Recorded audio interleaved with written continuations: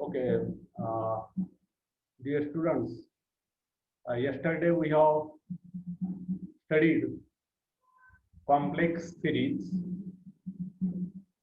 when this series is convergent, and also we have seen one test known as ratio test to test the convergence of a complex series.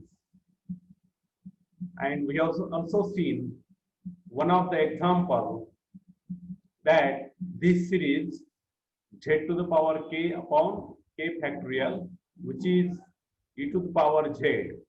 This series is convergent whenever modulus of z is less than infinity. So that we have seen.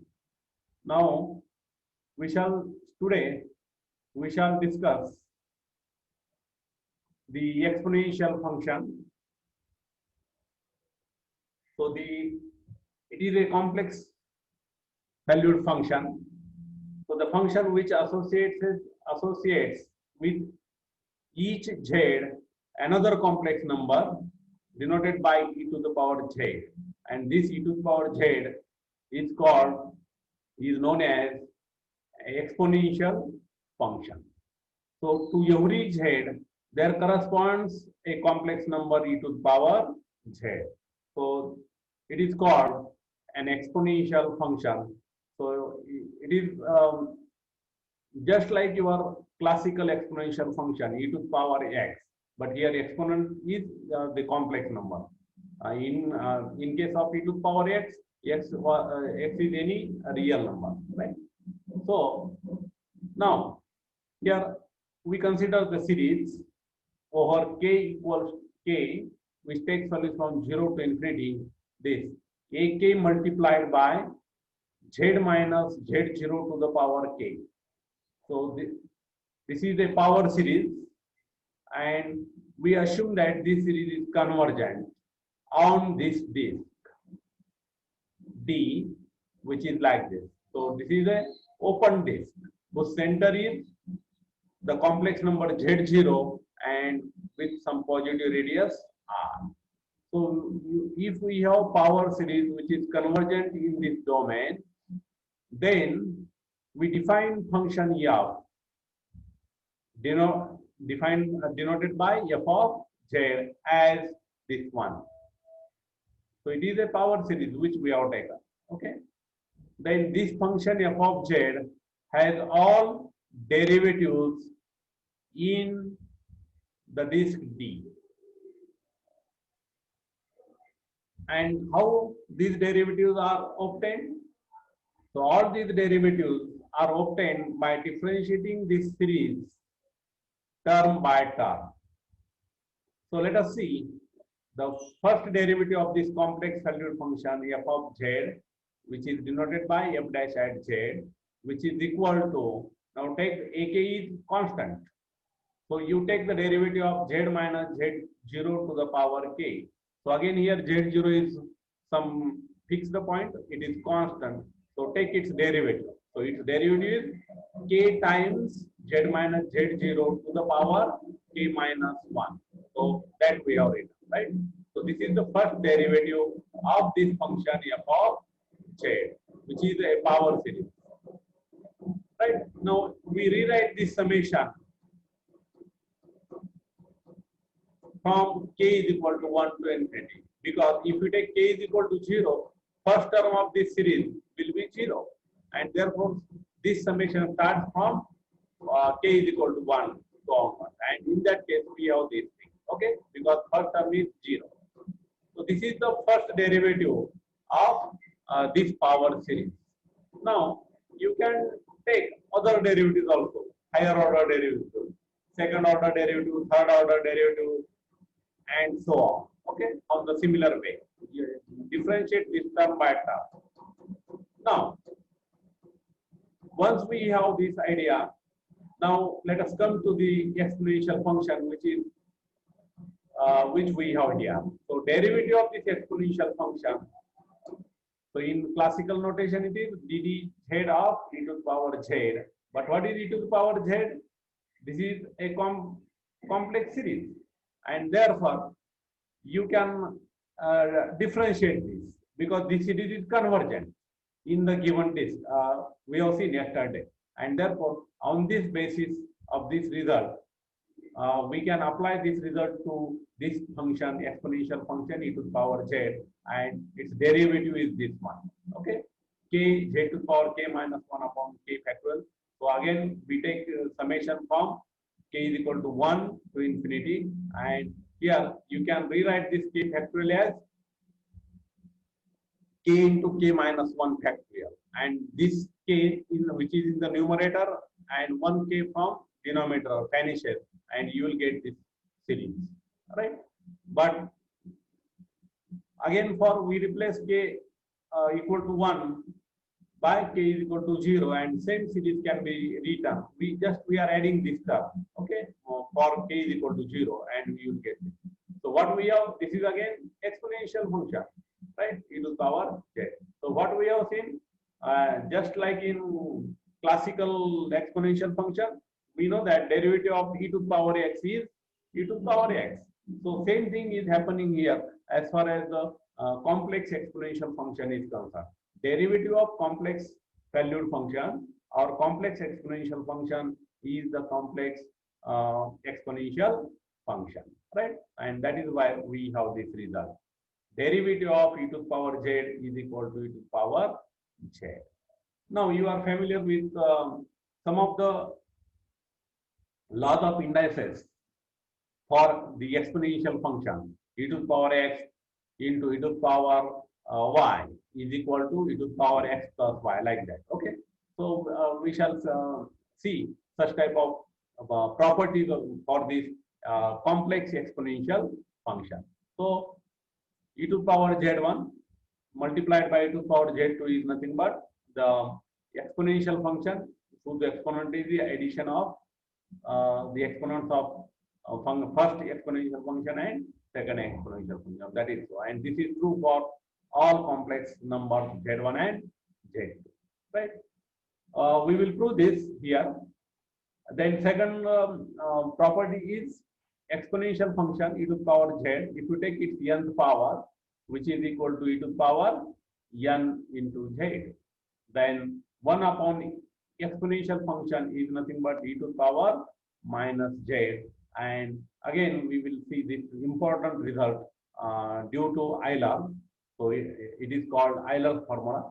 So e to the power I into theta is equal to cosine theta plus I sine theta, and this is true for all real values of theta. So let us see the proof of these things, these properties one by one. Okay. So let us take left hand side. So which is like this. So here this is e to the power z1, right? And multiplied by e to the power z2. This is equal to, now what is e to the power z1? This is this series, right? E to the power z2 is this series.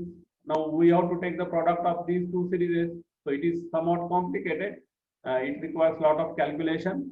But we denote the product of these two series by some new series, right? Whose terms are defined like this, ck. So where ck are like this. Okay. Z1 to the power k minus n divided by k minus n factorial into z to the power n upon n factorial. So this is the nth term of this series after taking product of these two series. The calculations are quite complicated. Now you can rewrite this in this way, right?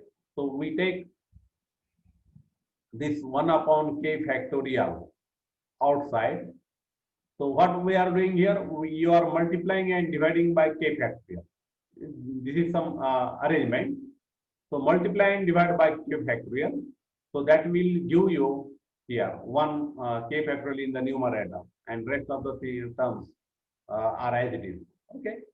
See, only just we are multiplying by k factorial and this k factorial here, right?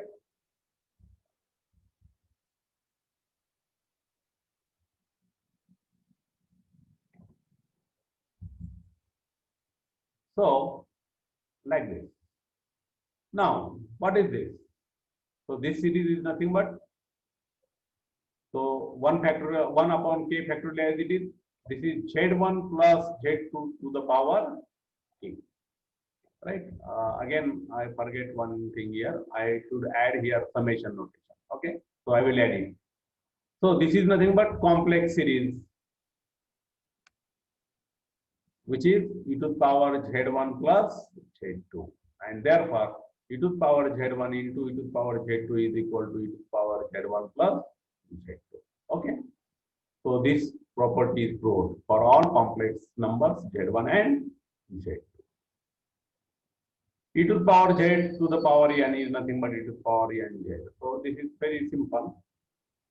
Just you have to take the nth power of this series, then rearrange on the same line and get it. Right? Again, this is the reciprocal of exponential function, and this is the last one, Euler's formula. What we call it as Euler's formula. So you can see its proof.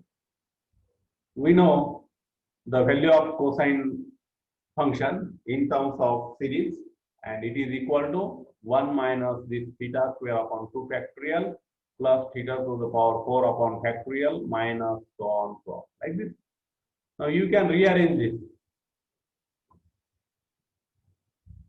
by inserting I in this way. So I square, what is I square? It is minus 1. So because of this insertion of I square, what we get? Minus minus becomes plus. Here we insert I to the power 4. So what is I to the power 4? It is plus. Minus minus plus. So it is like this. So here you are getting here alternating series, but here all the terms are positive, right? Not alternating series because of insertion of this I. So this happens. Now again we have a sine function, so which is like this. Sin theta is equal to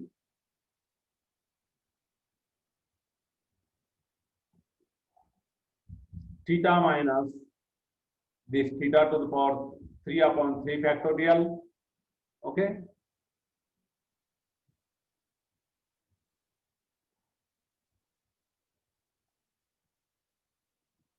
So theta to the power 3 upon 3 factorial plus, again this is an alternating series of cosine theta.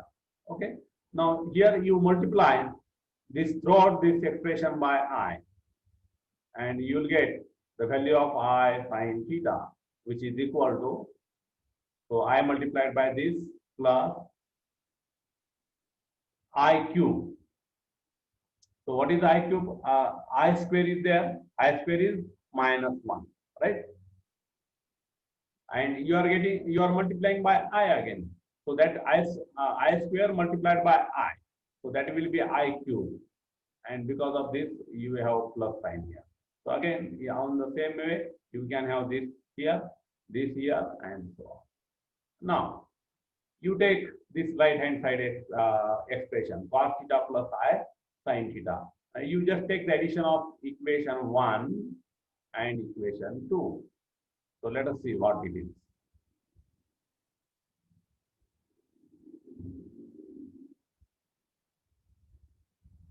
Right? So all the terms are added here. So this is in fact this it should be plus sign is there.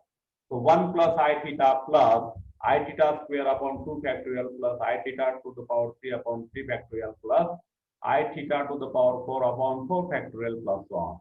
So this is what the series which we have written like this. Okay, so this is the series. And what is this? It is just like e to the power z, series expansion of e to the power z, and therefore we write e to the power I theta. So what we have finally, e to the power I theta is equal to cos theta plus I sin theta. So this is due to Euler, and hence it is known as Euler's formula. Okay. So on the same line, you can obtain e to the power minus I theta is equal to cos theta minus I sin theta. Yes. So for that, what we have to do? Just we have cos theta in equation 1, sin theta in equation 2, multiply equation 2 by minus I, and then take the addition, you will get this e to the power minus I theta. Now, using equation 3 and 4, you can write, one can define cosine function and sine function with the help of exponential function, complex exponential function. Okay, so what? You just add these two expressions, 3 and 4. Okay, after adding, you will get cos theta, 2 cos theta, right? And addition of left hand side. So it is e to the power I theta plus e to the power I minus I theta. And just multiply, divide by 2, you will get the cos theta, which is like this. And sin theta, for sin theta again, you just subtract this equation 4 from 3, you will get 2i plus 2i sin theta is equal to subtraction of this left hand side, which is this one. And after dividing by 2i, that expression you will get sin theta is equal to this. Okay. So these are the definitions of cosine function as well as sine function in terms of complex exponential function. Right. So this is about the complex exponential function.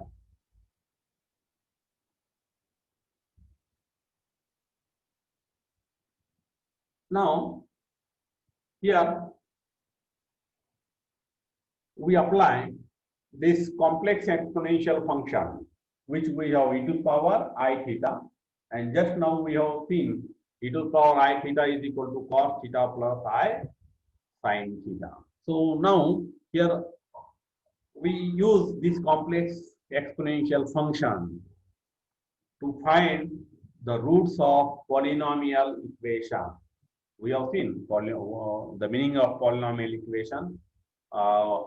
We have denoted polynomial by p of z is equal to a0 z to the power n plus a1 z to the power n minus 1 plus a2 z to the power n minus 2 plus 1 plus an minus 1 into z plus an. And also, we have seen how to find the roots or zeros of this polynomial equation, right? And we know also what to mean by multiplicity of a root of a given polynomial equation. So here, this if you apply Euler's formula here, this complex number z, which is in the polar form, right? Z is equal to r cos theta plus I sin theta with these values of r is greater than or equal to 0 and theta lies between 0 and 2 pi. Okay, so we know this is the polar representation of a complex number z. Okay, and by applying Euler's formula here, now we will write the complex number z is equal to r into e to the power I theta, right? With the usual meanings to r and theta. R is greater than or equal to 0 and theta lies between 0 and 2 pi. Now let us see how we will apply this result to find the roots of a polynomial which is of this type, which is always of this type. P to the power p of z is equal to z to the power n minus c, where c is some complex constant. So in order to find the root of this polynomial, we use this expression z is equal to r into I to the power theta. Now what is z? So if you determine the magnitude of this complex number z, okay, so it is simply r, right? So how? Let us see its justification. Now take the magnitude on both sides, either here or here, no problem. So magnitude of z is equal to what? Magnitude of r into magnitude of e to the power I theta, right? Or magnitude of r cos theta plus I sin theta. Now, what is magnitude of a complex number? It is square root of x square plus y square, where x and y are real and imaginary parts, right? So use that definition. And here, what is real part? Cos theta. What is imaginary part? Sin theta. So what we get here? Cos square theta plus sin square theta, and use the identity, standard identity. So that gives 1, and therefore magnitude of this complex number is simply r, right? And magnitude of this complex exponential function is 1 for every real theta. So that is the observation, and we make use of these results, yes, to find the roots of this polynomial equation, right?